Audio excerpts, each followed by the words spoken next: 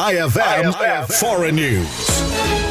Patay ang 3 mamamahayag kasama na ang 9 na paramedics habang 7 health workers naman ang sugatan matapos tamaan ng airstrike ng Israel sa Southern Lebanon noong Sabado 28 ng Marso 2026. Kabilang sa mga nasawi si Ali Shuaib, isang war correspondent ng Almanar na pagmamayari ng mga grupong Hezbollah. Ayon sa ulat ng network, target umano ng pag-atake ang sasakyang sinasakyan ng mga mamamahayag. Sa pahayag naman ng militar ng Israel, inakusahan si Shuaib bilang isang terorista na umano'y nagpapanggap lamang bilang mamamahayag at nagbibigay ng impormasyon ukol sa lokasyon ng kanilang mga sundalo sa Southern Lebanon. Mariin naman itong pinabulaanan ng Almanar kung saan tinawag si Shuaib bilang isang icon of resistance media dahil sa kanyang isang dekadang serbisyo bilang war correspondent. Samantala, iniulat din ng Al-Mayadin na kabilang sa mga nasawi ang magkapatid na mamamahayag na sina Fatima at Muhammad Futuni sa parehong insidente, kung saan 4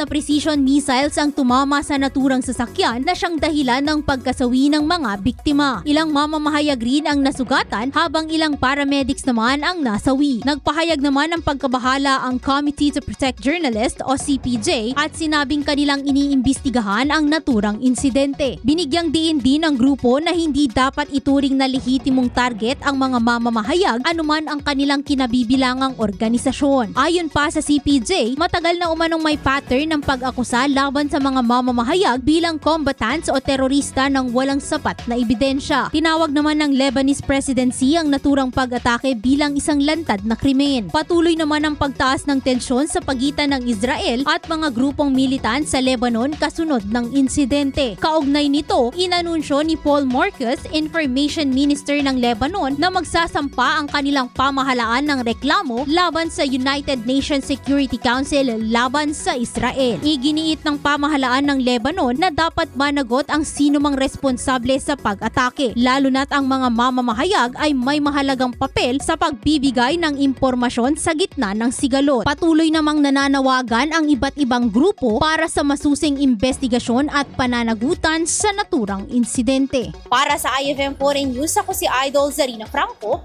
Idol! IFM News.